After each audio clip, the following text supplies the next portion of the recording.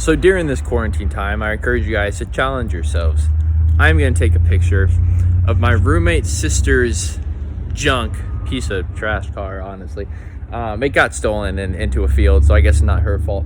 But it is not looking good. But so I'm gonna take a picture of it, and then I'm gonna edit it and see if I can make this car look good. Let's find out. All right, let's do this. We're gonna open up Photoshop, and the first thing I'm gonna do is grab my pen tool.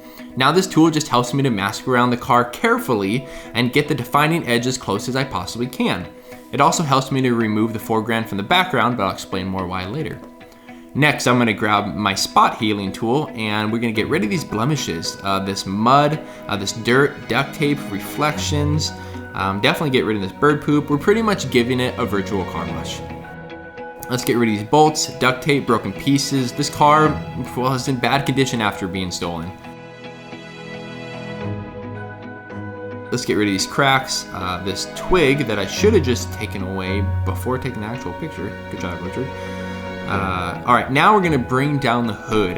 This hood is obviously smashed up, so in editing, we need to bring it back down. I'm gonna grab a healing tool, which helps me to pick part of a layer that I want and bring it across other parts. So we're pretty much mushing it together, but we're still going to add the black solid lines back in, but just smaller. We still want to make the car look realistic, and these lines would be here, otherwise you can't open up your hood.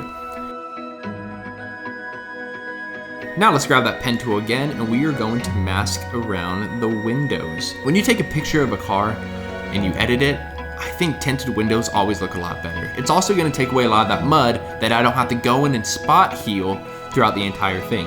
So we're going to paint it black, and now we're going to bring down the opacity, and we're going to color the car as well, and that's looking honestly pretty good. Next, we are going to grab some stock tires from Google.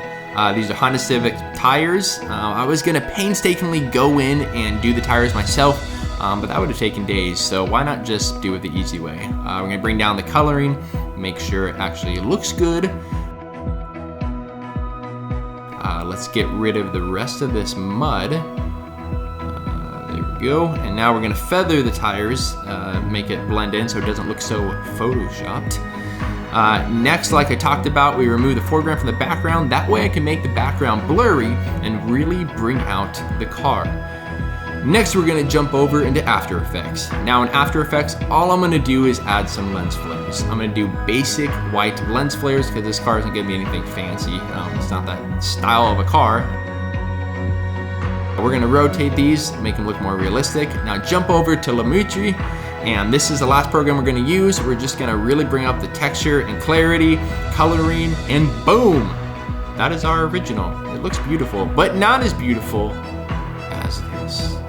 Now I know that was a lot of information in a very short time period. Thanks for sticking with me. I'm Riff, I'll see you next time.